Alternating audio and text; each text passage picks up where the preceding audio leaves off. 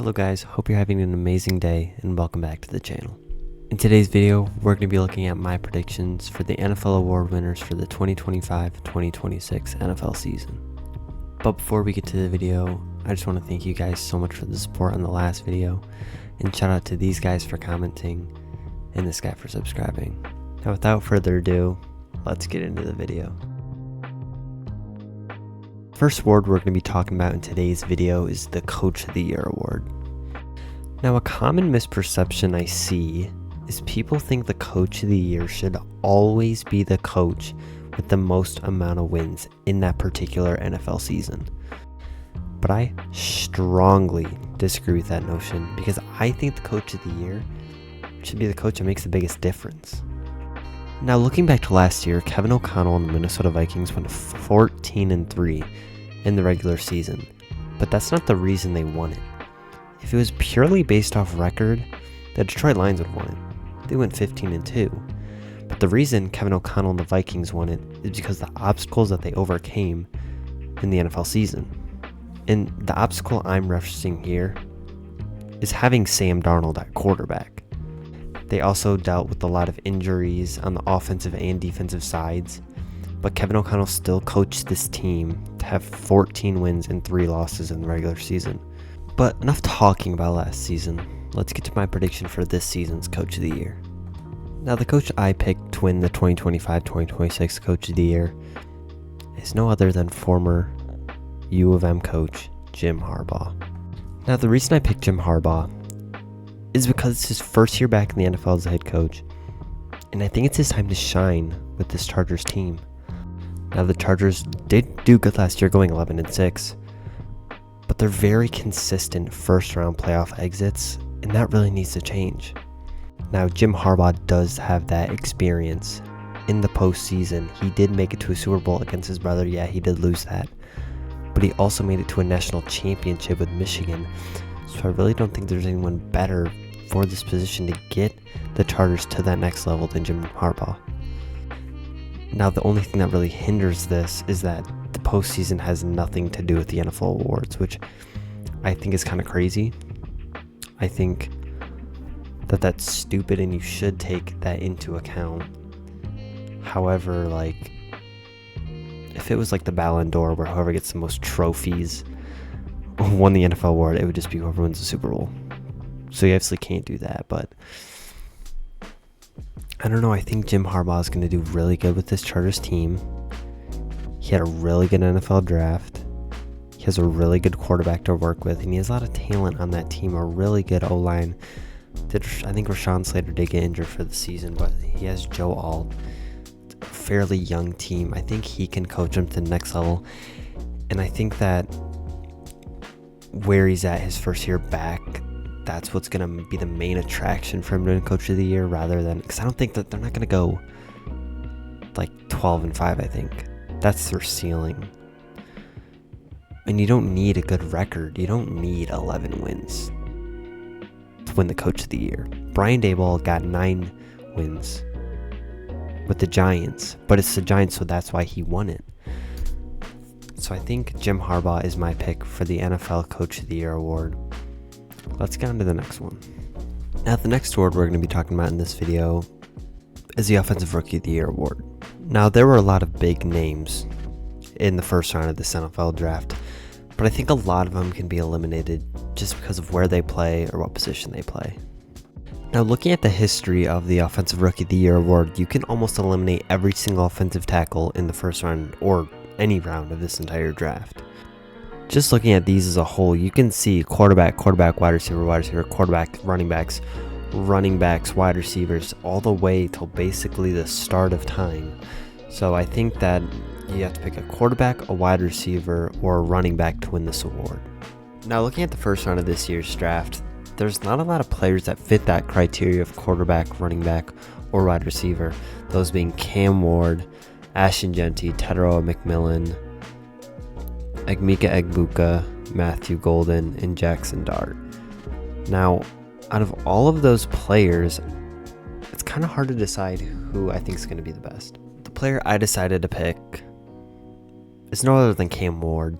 Now, you could make a very good argument for Ashton Jeanty to win this award, but I feel like the amount of production he put up in college football in the Mountain West Conference should not directly translate to the NFL. I mean, he put up a ridiculous amount of yards, almost as much as Barry Sanders, who obviously is an NFL legend.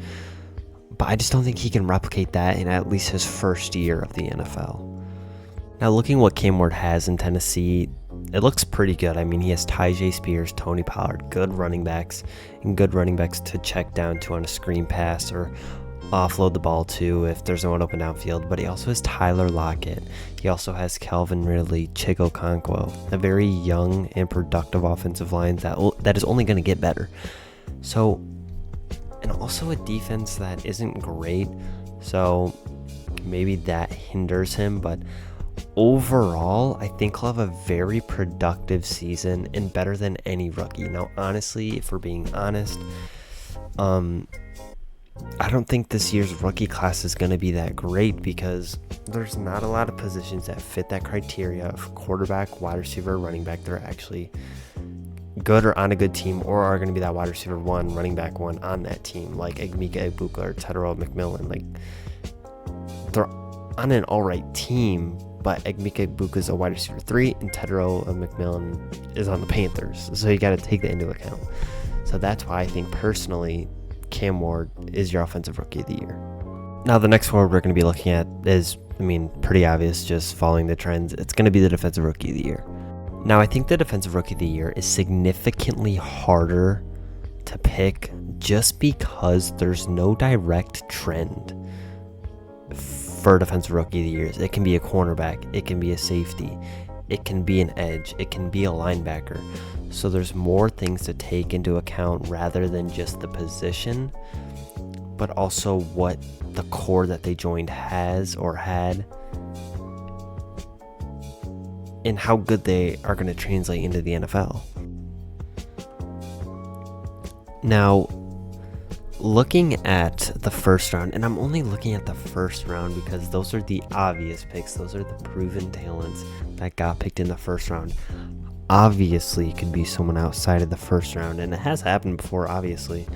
But this is just where I'm going to stick to. Like, you have Abdul Carter, Mason Graham, Mikael Williams, Kenneth Grant, Jalen Walker, Shamar Stewart, Jahad Barron, James Pierce, Tyleik Williams, Malachi Starks. You have a lot of people to pick from. And any of them could win. I didn't even mention Travis Hunter. Silly me. But you can go down the list and pretty much knock a ton of these players off, to be honest with you. Now, some of the players like I would knock off instantly are Abdul Carter and Mason Graham. Because, man, are they on a stacked team, or they're on a stacked defense, and that's what's gonna make a change. Like, Abdul Carter's with Brian Burns, Dexter Lawrence, all these players. Mason Graham is with Myles Garrett, Malik Collins, great players. So it's really hard to pick, and that's why I think I'm gonna go with the obvious pick, Travis Hunter. Now, towards the start of the season, it's going to be very interesting to see what the Jaguars do with him. Do they play him at wide receiver? Do they play him at corner? So maybe that's the wrong pick, but I really don't know what other direction to go with this. And honestly, I think he's going to be a corner. So I'm going to take the risk, and I'm going to go ahead and say Travis Hunter is your defensive rookie of the year. Now, there really isn't a lot of reasoning behind this besides I think he's going to be a quarterback, and I think he's going to play very well this season.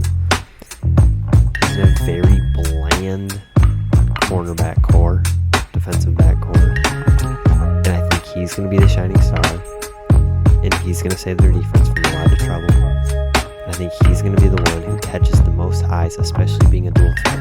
Now, will they actually be a dual threat? We'll see. My prediction is they're going to try and fail. Move him to corner, and he's going to have an outstanding season. And he's going to win the Defensive Rookie of the Year. Alright, the next one we're going to be talking about is the Offensive Player of the Year award. Now, this is where it's going to get very skewed because it's so incredibly incredibly hard to pick one single player from one single offense of all 32 teams in the NFL. And the reason this is harder than a rookie is because I had a list of first-round picks, and now I don't. I had to pick one player from one offense in the entire league, not if I set of 32 players. Now I know I can look at the second and third round, but most of the time it's a first-round pick. So it's going to be very difficult to pick, honestly. Now, once again, looking at history, this is usually a wide receiver or a running back or a tight end. It's usually a skill position. It's not going to be offensive lineman. It can be a quarterback in very rare occasions with their MVP, like I think Lamar Jackson did it. Because he had a lot of rushing yards and a lot of passing yards and a great season. Just an overall beast. But I think it's going to be a running back or a wide receiver from this point to the near future. And this might be an obvious pick, but I think my 2025-2026 Offensive Player of the Year is going to be Ja'Marr Chase. Yes, I know it's an obvious pick, and you could see it as the easy way out, but in my opinion, he's the best wide receiver in the league, with one of the best quarterbacks in the league, which you can't say about Justin Jefferson. You can't say J.J. McCarthy's one of the best quarterbacks in the league. And I don't know, him and Joe Burrow are pretty much the only superstars of that entire team. You could say T. Higgins. I honestly think T. Higgins is overrated, to be honest. I think as a wide receiver one, he would crumble. He's a very good wide receiver too, but as wide receiver one, he would crumble to the ground, stock-wise. And I don't know, the LSU connection is there. Ja'Marr Chase is consistently one of the best every single year. Call it the obvious pick, but that's the reason I chose it, because who else is going to do what Ja'Marr Chase does every single year besides himself? So that's why I picked Ja'Marr Chase to win the Offensive Player of the Year award. I'm guessing he's going to get like 1,600 yards, 19 touchdowns on 92 receptions. That's my guess. I mean, there's a reason he goes number one in fantasy in almost every league, probably. Besides Kyle Pitts. Just kidding. Is that joke dead? Yeah. Obvious pick. You could go like Saquon Barkley, or if like Jaden Daniels or Lamar Jackson gets a really good MVP winning season with a lot of rushing yards, and they could also win Offensive Player of the Year. But I don't think that's going to happen. So that's why I picked Ja'Marr Chase to win the award. The next award we're going to be talking about is the Defensive Player of the Year. Now, this is another very, very difficult position, or like award to give out, because for the longest time, DNs were the ones winning the award, and then last season PS2 wins it because of an absolutely outstanding year as a cornerback. But I think this year we're going to go back to basics. And I'm going to be picking a defensive end to win it, and that defensive end is no other than Aiden Hutchinson. Now, looking back at last year before he got injured, this man put up 7.5 sacks in 5 games. That is absolutely ridiculous. If you watched him, he was an absolute freak last season. And I pray to God, because, I mean, one, for my team, but also just for himself, that he replicates that. And I hope he can, because he got injured. His neck, like, literally disintegrated on live TV, but he's dominant. He's proven to be that guy. He's young. He's unstoppable. He can duck under you. He can do a spin. He can bulldoze you. He can do everything. But I mean, there is a bit of hesitancy in me because, you know, you have Patrick Surtain, you have Myles Garrett, you have Dexter Lawrence, who are all unstoppable and literally some of the best, I mean, the top 3 defensive players in the NFL. But in my opinion, this is Aiden Hutchinson's time to shine.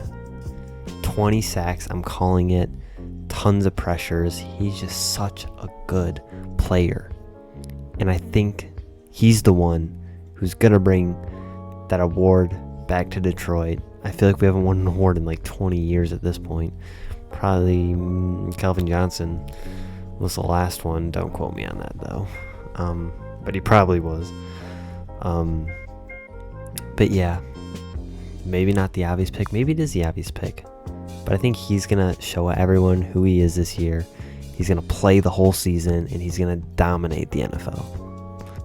Now, last but not least, is the Most Valuable Player Award, or the MVP. Now, this award is actually so much closer than people think, because just no matter what, it's always going to be a quarterback, whether you like it or not. It's just always going to be a quarterback. Saquon put up a absolutely historic year last year, and Puka Nacua almost broke Cooper Kupp almost broke an NFL record a few years ago, but it was never enough to win the MVP. It's always going to be a quarterback, and that's why my pick for the 2025-2026 NFL MVP is Lamar Jackson.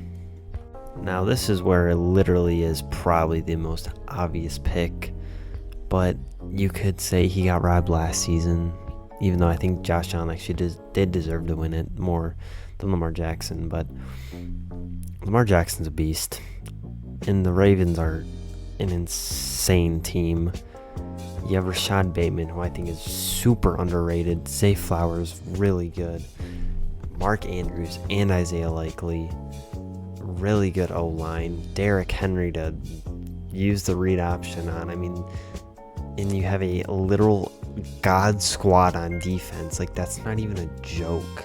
Malachi Starks, Kyle Hamilton, Marlon Humphrey, Jair Alexander, Matt Abuike, Odafe Owe, Roquan Smith. Like, that is going to get the ball. That's going to get the ball in the offensive hands a ton this season.